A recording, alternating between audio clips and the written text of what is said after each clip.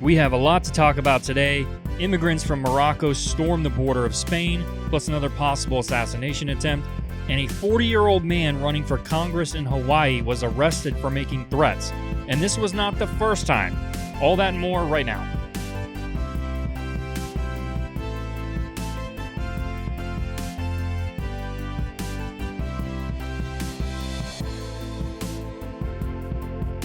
Welcome to episode 78 of the Republic Brothers podcast. He's Matt, I'm Mike, and today is August 5th. Please hit that subscribe button now so you don't miss our next episode, and please like the video.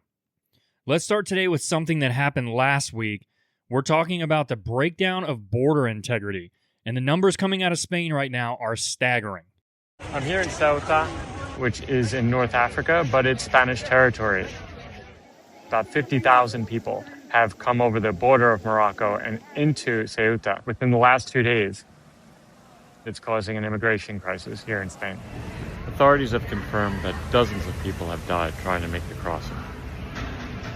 Lots of the people who came over, they heard on social media or they heard through word of mouth that the borders were not being checked and that the Moroccan police, who are usually really strict, were sort of waving them through. The Spanish law enforcement just didn't have the numbers to do anything. All they could do was try and keep an orderly ingress into the country. The path to Ceuta for a lot of these people was swimming around the border. Spain is now going to make that tougher. They're going to put some buoys out there and make it a longer trip to get here. The population here in Ceuta is only about 84,000 people. So if you have 50,000 people coming, you feel that. The population is almost doubling. There was just not enough infrastructure to deal with all those people. There was nothing to eat, nowhere to sleep, and nothing to drink. And you could really feel the exhaustion of all these people who were here. And so you did have some people who were saying they wanted to come here to Spain to make a new life and that they felt that they had great opportunities here, or more opportunities at least than in Morocco. And then when I spoke to locals, they were furious with the government for letting this happen. One thing to remember is that we're not in mainland Spain, and there's still a sea to cross if they want to do that. As that reality dawned on people, especially a reality where there wasn't much food or water, they realized, well, maybe actually it's time to go back.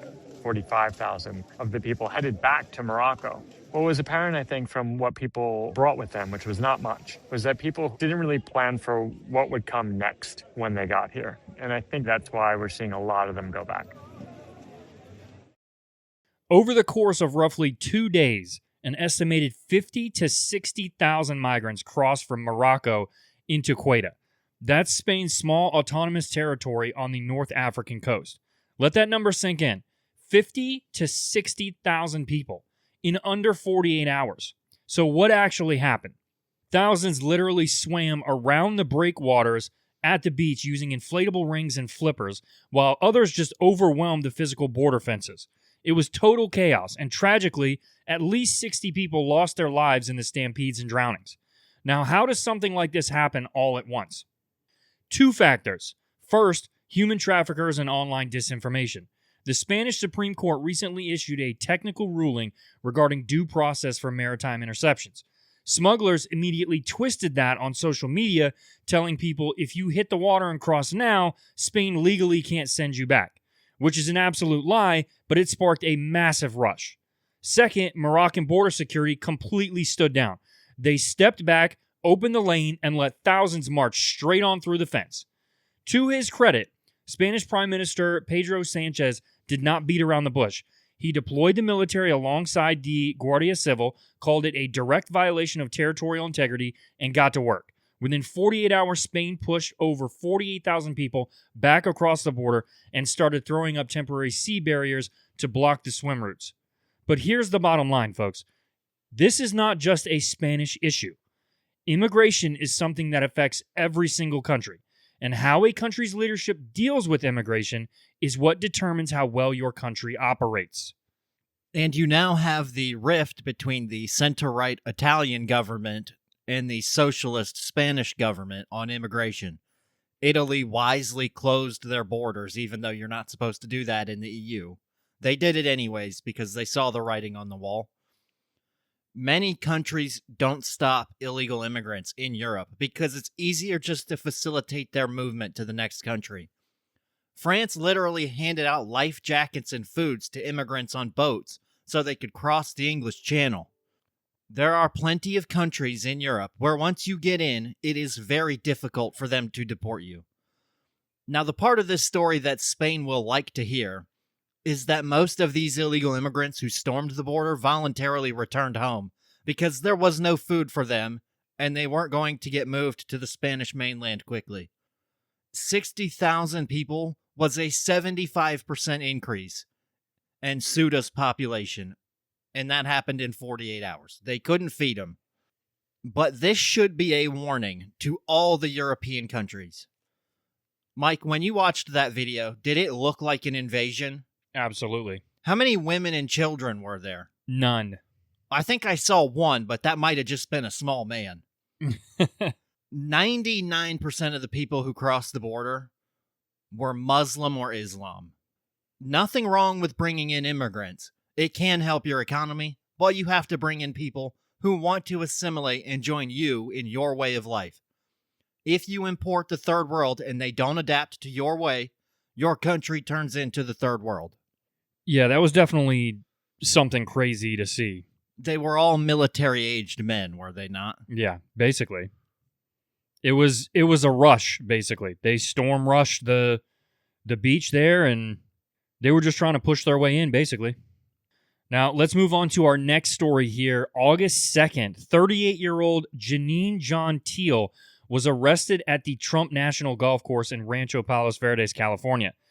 The incident occurred 2 days before President Trump was scheduled to attend an RNC fundraising dinner at the venue.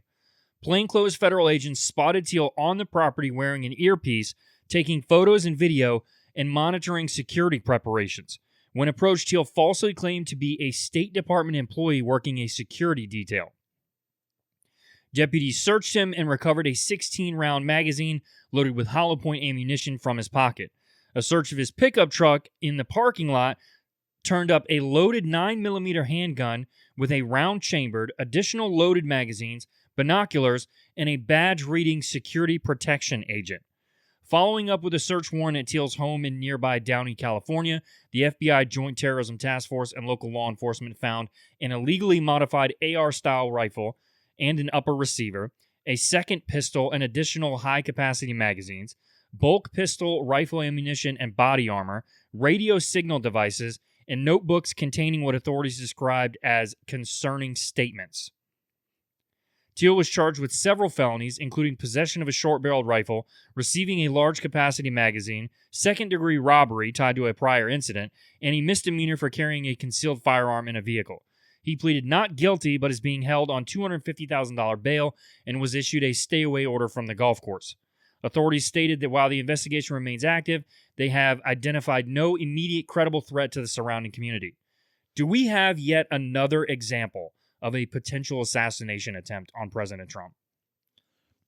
Time will tell, but it certainly sounds like he was casing the area.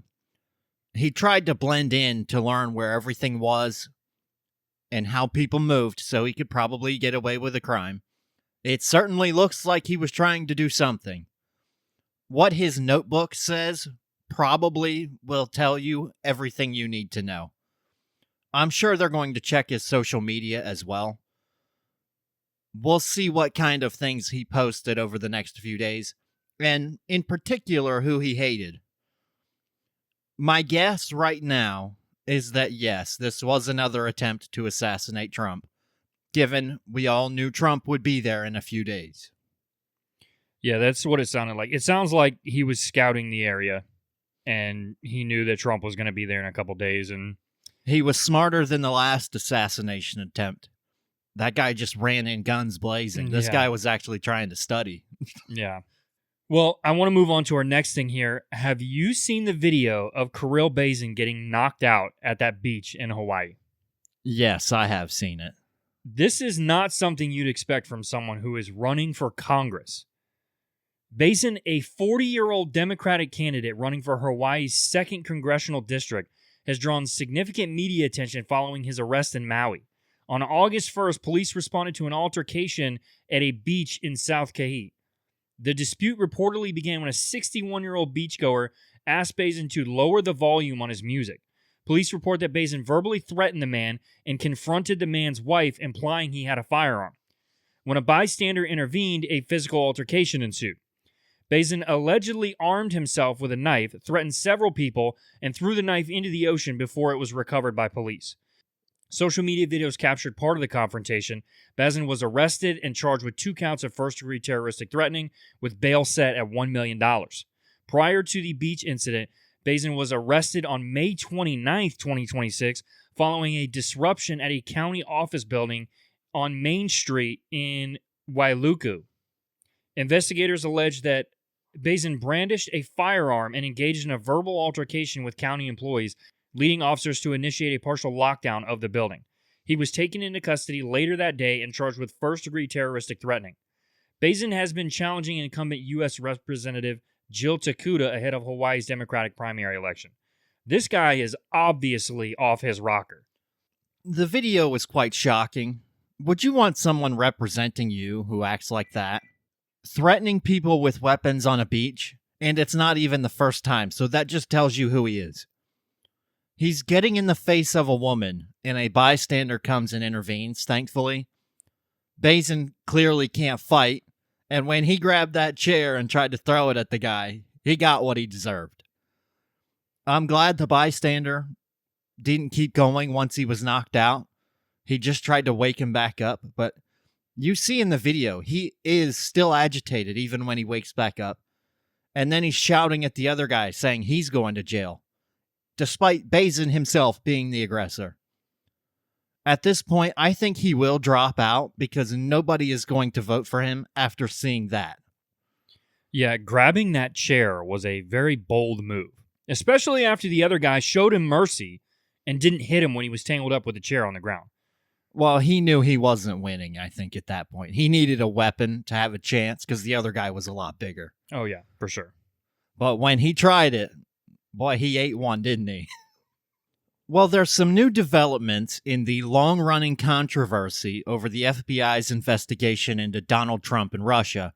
So I want to take a few minutes to go back through the history of that investigation, and most importantly, separate what we know from what was alleged, because Trump and the Trump administration released plenty of new documents for us. This story is likely to get picked up by the mainstream media over the next couple days.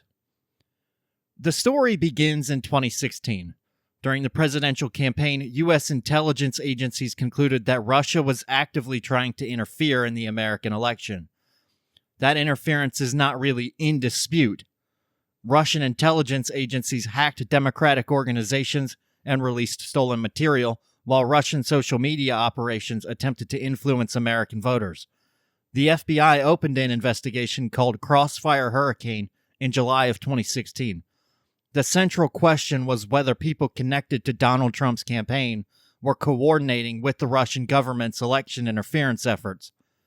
The FBI looked closely at several Trump associates, including Carter Page, George Papadopoulos, Paul Manafort, and Michael Flynn. One of the most controversial pieces of the investigation involved Carter Page. The FBI obtained surveillance warrants under the Foreign Intelligence Surveillance Act, or FISA, based in part on information from former British intelligence officer Christopher Steele. Steele had produced what became known as the Steele dossier, which contained allegations about Trump and Russia. This eventually became one of the biggest controversies surrounding the investigation because the Clinton campaign funded it. A Justice Department Inspector General later found serious problems with the FBI's handling of the FISA applications, including failure to properly verify and disclose important information. However, the Inspector General did not conclude that Crossfire Hurricane itself was improperly opened. In other words, there were significant problems with how parts of the investigation were conducted, but that is different from saying the entire investigation was fabricated. Then came May 2017. President Donald Trump fired FBI Director James Comey, who had been overseeing the Russia investigation. Trump's explanation for the firing focused on Comey's handling of the Hillary Clinton email investigation, but Trump also made comments indicating that the Russia investigation was part of the reason he wanted Comey gone. That created another major question for investigators. Was Trump simply trying to protect himself politically, or was there some kind of Russian influence behind his actions? After Comey's firing, the FBI opened a separate counterintelligence investigation into whether Trump himself might be acting on behalf of Russia, either knowingly or unknowingly. That investigation, which has only now received renewed attention because of newly released material, was eventually incorporated into the broader investigation led by Special Counsel Robert Mueller. Mueller's investigation lasted nearly 2 years, and here's one of the most important facts to remember. Mueller did not establish that the Trump campaign conspired or coordinated with the Russian government to interfere in the 2016 election. At the same time, Mueller's investigation did establish that Russia interfered in the election in a significant and systematic way. The investigation did uncover numerous contacts between Trump campaign associates and people connected to Russia. Some of those contacts raised serious questions, and several people associated with Trump's campaign were ultimately convicted or pleaded guilty to unrelated crimes. But those convictions are sometimes incorrectly described as proof of a Trump-Russia conspiracy. They were not. Another major issue was obstruction of justice. Mueller examined Trump's actions surrounding the Russia investigation, including his decision to fire Comey and his efforts to influence the investigation. Mueller did not reach a traditional conclusion that Trump committed a criminal offense, but the report explicitly said it did not exonerate him on obstruction charges. That brings us to today's revelation. Newly released material indicates that the FBI went beyond investigating Trump's campaign associates. After Comey's firing, investigators actually considered whether Trump himself might have been acting as a Russian asset. That is a significant fact about the history of the investigation. But it's important not to overstate what it all means. The FBI investigating whether Trump was a Russian asset does not mean the FBI determined he was one. There was no finding that Donald Trump was secretly working for the Russian government. Mueller did not establish that Trump or the Trump campaign conspired with Russia. And the investigations did establish something else that is equally important. Russia really did interfere in 2016. So when you look back at the entire Russia investigation, there are several facts that can simultaneously be true. Russia interfered in the 2016 election, possibly to help Clinton. The FBI had legitimate reasons to investigate possible connections between Russia and people around the Trump campaign, but the FBI made serious mistakes in how some portions of that investigation were conducted, particularly involving FISA surveillance. The investigation did uncover numerous contacts between Trump associates and Russians, but it did not establish a criminal conspiracy between the Trump campaign and the Russian government. And now we know that the FBI went as far as considering whether Trump himself could have been acting as a Russian asset. The argument isn't simply about whether Russia interfered in 2016. The evidence says yes. The continuing debate is whether the FBI appropriately investigated the possibility of Russian influence, or whether, at some point, the investigation itself became politically motivated and went too far. These newly released documents give us another piece of that complicated history. I mean, I don't think it's super far-fetched to think that the James Comey-led FBI was politically motivated. There were a lot of liberals in the FBI, and it would make sense for Trump to clean house a bit and get some more loyal people on his side who weren't going to come after him. That's most likely why he fired Comey. Yeah. Trump likes loyalists, and there's no doubt about that. Every politician does. Yeah, and I think that's pretty much the position of any president. When they come in, they're going to want someone that's loyal to them. That's not a strictly Republican or Democrat thing. That's anyone. That is everyone. You certainly don't want somebody that's the head of the FBI that's completely against you. All right, everyone, it is time for the feed.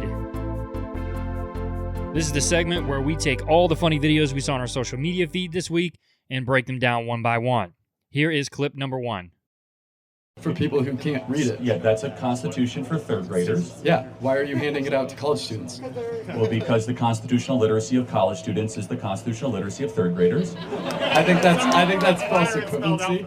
Well, hold on. Let's test your knowledge. Don't open it up. right. What is the 10th Amendment? Okay, let's get easier. What's the 4th Amendment? Isn't that the No Quartering Act? No, that's the 3rd Amendment. Third. Okay. The Constitution, when was it ratified? 1789. 1791. How many articles are there in the U.S. Constitution? There's 8 articles. 7. 7. What is Article 3 of the U.S. Constitution? I just want to ask. No, but I'm just saying, you came here guns a-blazing. Yeah. You do not know more than a third grader about the U.S. Constitution, which is exactly what these are the most elementary. Do you think that it's important to have the backup knowledge here when you can read it and you can reference the points that you're trying to understand? But we have explainers there because there are a lot of people, unfortunately like you, that even go to college that don't know the basics about their country. You know when you think about something in your head and it sounds so good and then you say it out loud and realize you made a mistake? That was this guy. As soon as Charlie Kirk said, well, let's test your knowledge then, he had to know he was screwed. He knew he didn't know anything about that book. He thought he did, but he was clearly outmatched. There is this idea that if you are in college, you're smart. That is simply not true. As a great physicist named Richard Feynman once said, do not confuse education and intelligence. You can have a PhD and still be an idiot. I found a great example to show everyone. Take a listen to what this professor says about his students. 32 of my 35 students between 2 classes failed a portion of their midterm because they all used AI to generate their entire response. And apparently they didn't proofread it. Let me show y'all how I picked up on it. So this discussion post was a portion of my students' midterm, and if you look, it looks normal, right? But if you copy and paste this and look closely, in white ink I placed the word Madagascar somewhere in the response in a way that makes no sense. But if you uncopy and paste it, you can't see it. So if Madagascar was somewhere in my student's response in a way that did not make sense, I knew that they copied and pasted the entire thing and just threw it in AI. And oh my God. You would be amazed at the bizarre usage of the word Madagascar that I saw in these students' assignments. First and foremost, Madagascar has nothing to do with the Industrial Revolution. Second, it was more than obvious that they didn't even go back and reread these responses. So yeah, 32 out of 35 students failed a portion of their midterm, and that's how. So students, if you're going to use AI to generate the entire response, at least reread it. At least try to ensure that it makes a little bit of sense. Try to put it in your own words, something. He put white ink in the question to see if they would copy and paste it, and nobody noticed. They didn't even proofread it after AI saved them 10 minutes. That is where we are at with college today. That's one professor showing how he caught everybody. 32 out of 35, by the way. That's crazy. Yeah, and all they had to do was just read a little bit of it, and they would have easily seen the word Madagascar in a paper that had nothing to do with Madagascar. Like, how do you not catch that and go, wait a minute, why is that in there? They didn't even notice the white ink when they copy and pasted it. That's how little they were paying attention. Yeah. There's actually a lot of professors doing this now. I've seen a lot of clips of that. There are professional athletes that went to college, and we all know that they're not the smartest people on earth. College does not make you smart. And there was another example where one professor made everyone in the class take it in person so that they couldn't use computers. He found when comparing people's grades to what they actually scored in person without the help of their computer, all but 2 of his students were cheating. Consistently across the board, everyone scored 30 to 40 points lower on the in-person test than they did at home. The only 2 that didn't, he had one student that scored about the same as he normally does without cheating. And he had another student that failed, but failing grades were consistently what that student did. All right, here is our next clip. How about a little Aaron Rodgers rant? Can you tell us about the mindset of coming into your last season? I'm going to plead the fifth. Okay.